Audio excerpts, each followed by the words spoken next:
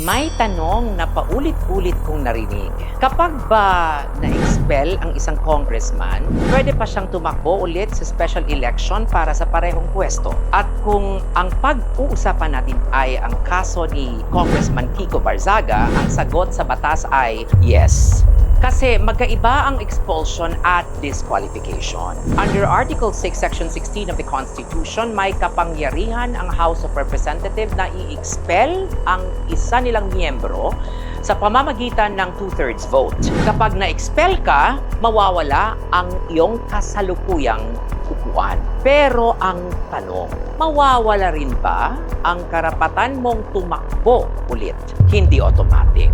Ang expulsion ay disciplinary action ng House laban sa isa nitong miyembro. Hindi ito katumbas ng perpetual ban sa pagkatakbo sa anumang halalan. Sa madaling salita, pwedeng sabihin ng House, hindi ka na namin kasamahan dito. Pero ibang tanong na kung sasabihin ng taong bayan, gusto ka pa rin namin bilang kinatawan namin.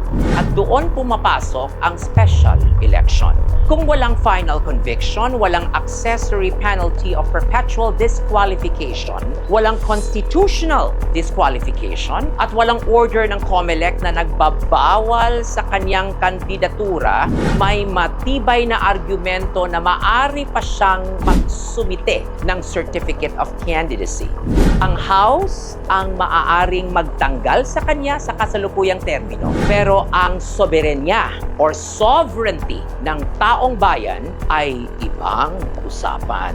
Dahil sa ating sistema, ang pinakamataas na kapangyarihan ay hindi ang House of Representatives, hindi ang Speaker of the House, hindi ang Ethics Committee, at hindi rin ang COMELEC. Ang pinakamataas na kapangyarihan ay nananatili sa taong bayan. Kaya minsan, ang pinakamalaking twist sa politika ay ito.